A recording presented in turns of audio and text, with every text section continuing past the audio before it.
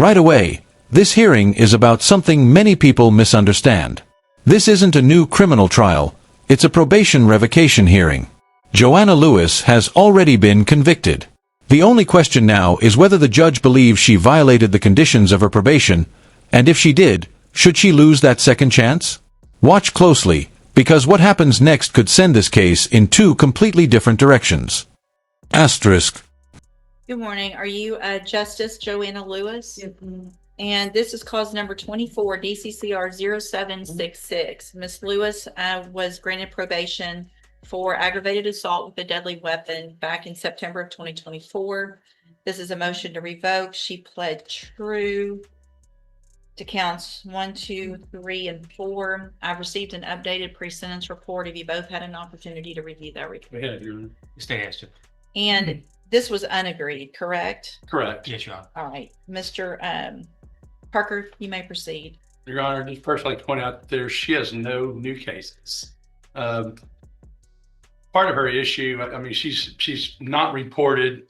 She's claimed some mental issues, which although the probation department didn't have knowledge of, I think they've confirmed that by talking to the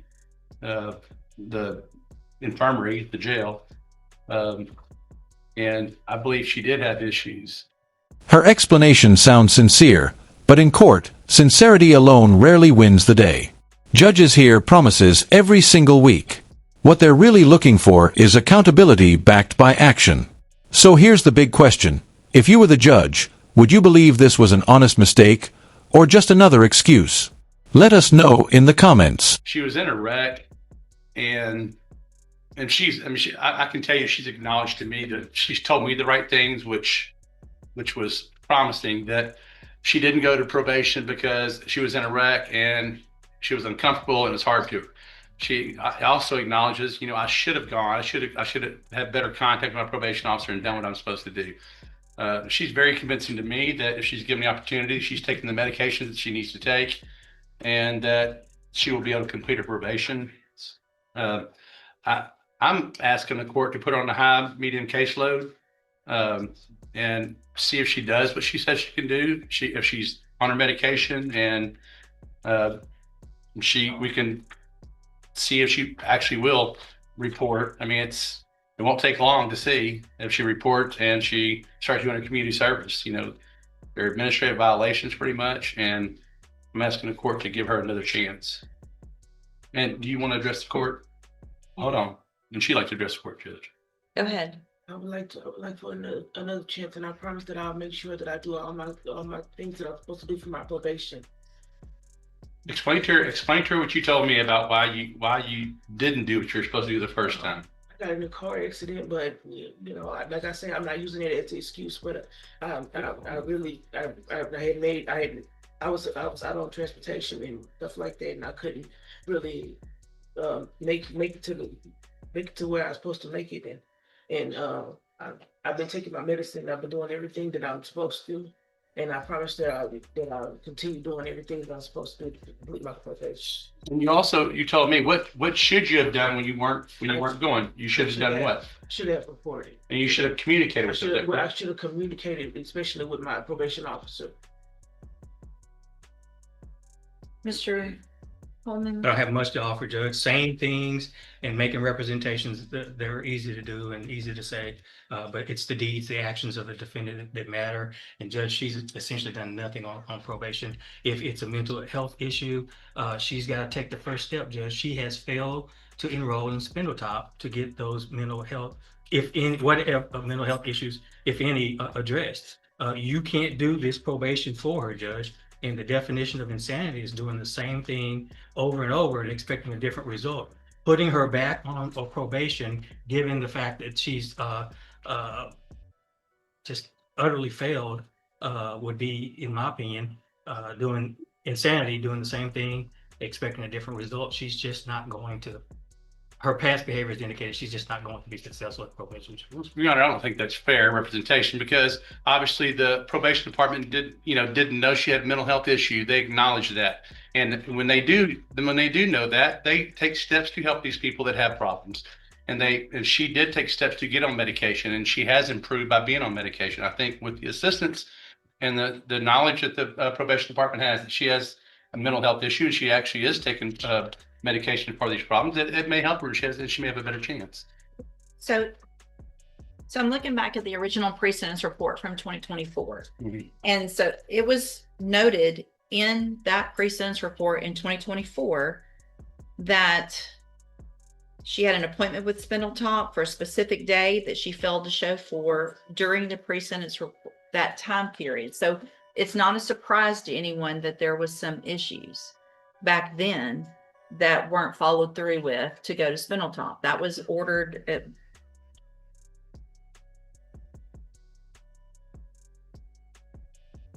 it was in the order back then for her to be assessed for services at Spindletop, which never happened. So here's the thing. Here's where I am. I don't disagree that, I mean, Miss Lewis has. Now this is where things get interesting. The judge isn't just listening to today's arguments. She's comparing them with records from the original case. That's something many defendants forget. Every missed appointment, every ignored opportunity, every court order, it's all documented. And that history is about to play a huge role in what happens next. Really no criminal history. This is the only case. There's clearly some mental health issues as well as drug issues. But I'm not going to just say, okay, go out and do Spindletop, because we've already said that a couple of times. So what I am going to do, and this is your opportunity to take advantage of this, Ms. Lewis, is I'm going to find that you entered your pleas of true to counts 1 through 4 freely and voluntarily. I'm going to find those counts true. I'm going to find sufficient evidence to find you guilty and revoke your probation, but I'm not going to do that. I'm going to continue you on probation, but I'm going to order that you enter and successfully complete the special needs safety program. That will address all of these problems. If you say you want and need help, won't matter if you have transportation, you'll be in custody to get the help that you need. Either you take advantage of that or you don't. So you're going to get all the tools for both mental health issues, drug use issues, self-medicating, all of that. And when you get out of SafeP, you'll be on the high medium caseload in order to do whatever it is to follow up with Spindletop, follow up with drug treatment. And at that point, if you don't do it, there's no arguments that your attorney can make that would convince me that you should get another chance. This is your chance. Do you understand? Yes, ma'am. So this was not an agreement. You do have some rights to appeal. I'm handing you that written certification. I hope you take advantage of this and get everything you need because you'll be given that opportunity. Okay. Yes, ma'am. All right. Good luck to you. Thanks, Judge. Thank you. You got one more case for coming to beat up for me.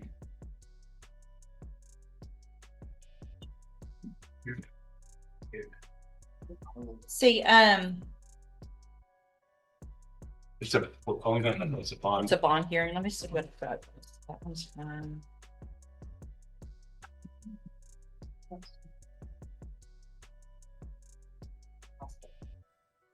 I'm just going to number the case. On Trahan, I'll number the case. Do you? It'll be fine by next week. He went to the hospital now. Hmm? He went to the hospital. Yeah, it's Tuesday. We're not set till Monday. You know where to find me. Okay. Well, then If I'm there's some issue that I find out of something that is a major issue where he would not be able to be here for trial, I'll check in before I number the not cases. saying when they call you.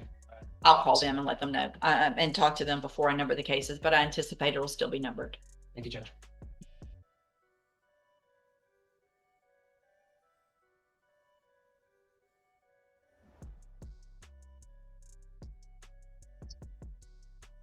All right, Mr. Parker, on Gabriel Cruz.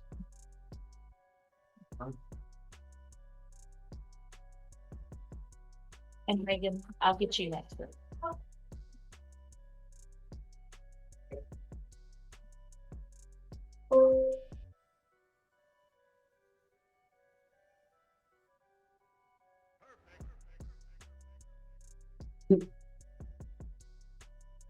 All right, sir, are you Gabriel Cruz? Yes, ma'am. And we've got cause numbers 26 DCCR 0373. Mr. Cruz is charged with stalking. Cause number 26 DCCR 0374, charged with violating a protective order. And then cause number 26 DCCR 1060, charged with violating a protective order. And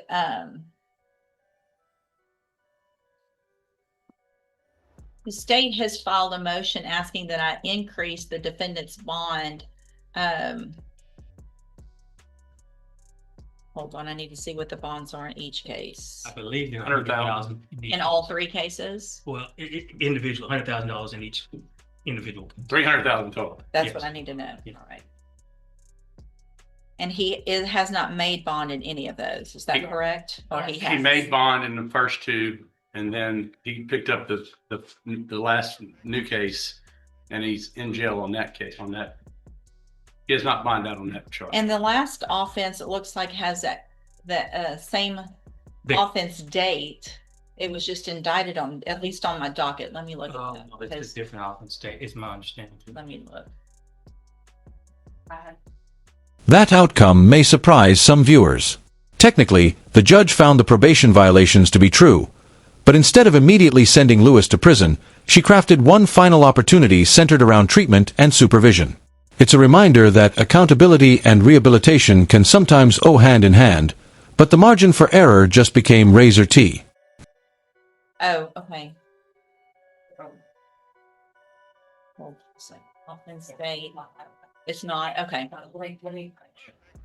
It's not. So the offense date in that last one is March 1st of 2026. That's right. So 2 weeks or so after the first alleged offense of violating a protective order.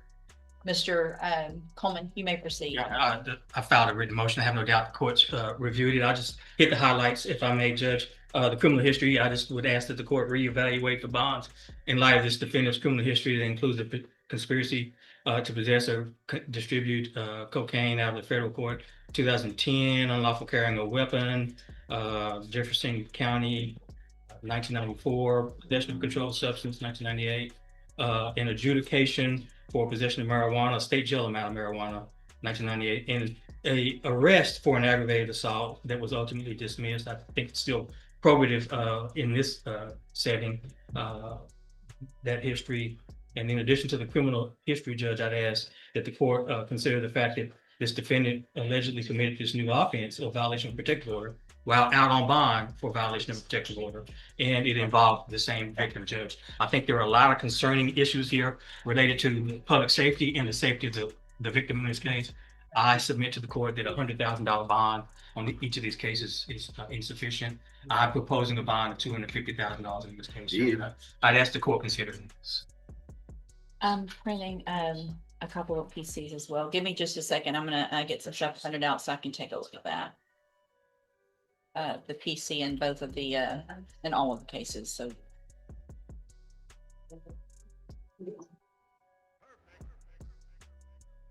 Mhm.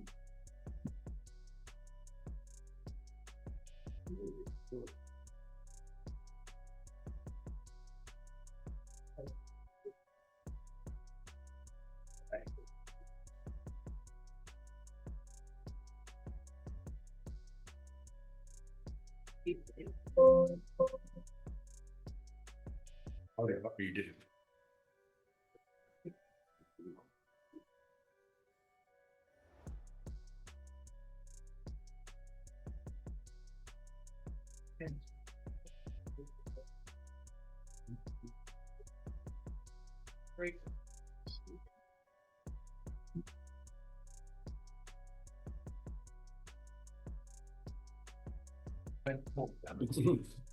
No, no, y'all stop talking. sorry.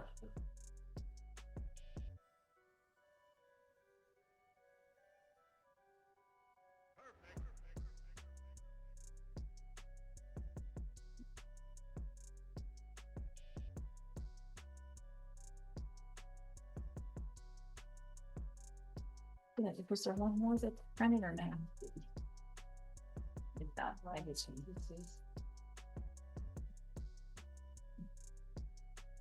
The courtroom is moving on to an entirely different case, but the stakes are actually even higher.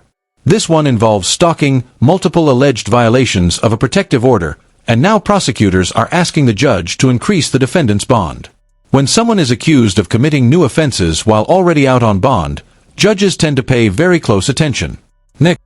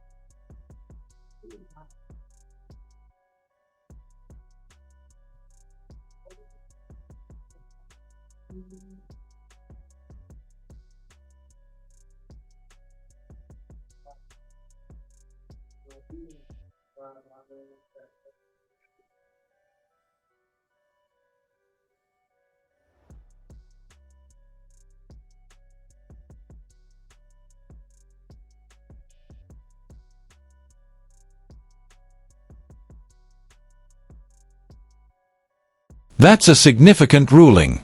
The judge didn't just increase one bond, she also imposed GPS monitoring and strict house arrest across the other cases. These conditions are designed to protect the alleged victim while the case moves forward. Remember, these are allegations, not convictions, and the defendant remains presumed innocent unless proven guilty. But one thing is clear, the court believes the potential risk is serious enough to justify much tighter restrictions. Do you think the judge struck the right balance between public safety and the defendant's rights?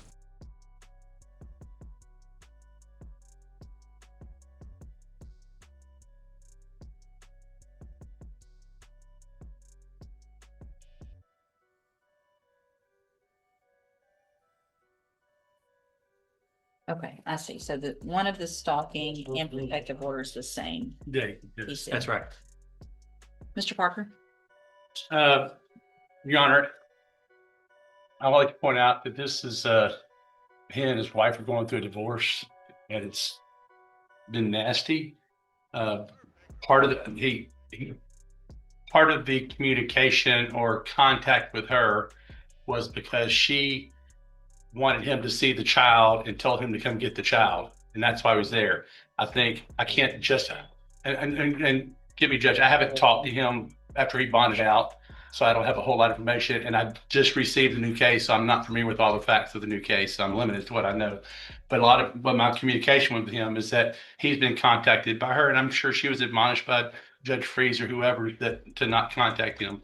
But he did say that was one of the reasons she has contacted him to see his child, and then she tries to use that against him, and which is common. We see this a lot of times when there's a divorce going on, and they want to use anything they can.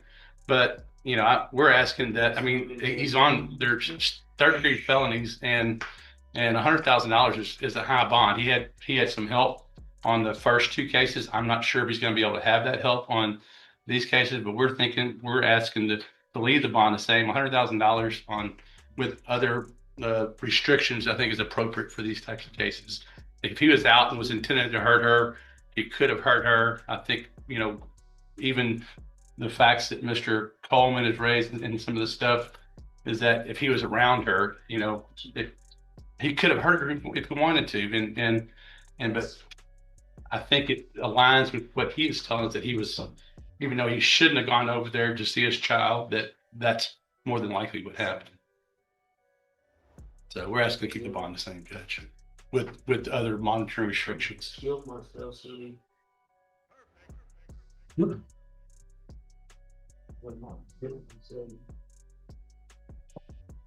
Right, so Mr. Cruz, if you have a protective order against you, I know what those say, and I know what the judges and the magistrates tell you about that. No one can give you permission to violate that protective order. And if you guys were just talking about a visitation of your child, I wouldn't have a probable cause that has an allegation that there was 96 text messages, 47 emails, 9 voicemails left stating that you don't care what the protective order says and that you're going to do what you want to do. In addition to pulling in the driveway, that's on February 23rd. 2 weeks later, same thing, numerous calls, and the officers locate you in your vehicle a block away from the house driving past. So it obviously, regardless of whether you have already done anything to hurt her, my job is to make sure that that doesn't happen. And I feel like you have completely disregarded the protective order that was placed on you and the rules that were placed on you down in another court. And so at this time, I'm going to grant the state's motion. I'm going to raise the bond in cause number 26, DCCR 1060, which is the last offense date of March 1st of 2026. I'm going to raise that bond to $250,000. Condition of that bond, if you make it, is that you wear a GPS monitoring device at all times and that you would be on house arrest as well. So you would not be allowed to leave your house. I am going to modify the conditions of your bond in the 2 other cases that you've already made bonds on. Additional bond conditions in those 2 cases, which is 26 DCCR 0373 and 0374, are that you have a GPS monitoring device on at all times and that you are on house arrest. You're not allowed to leave your house without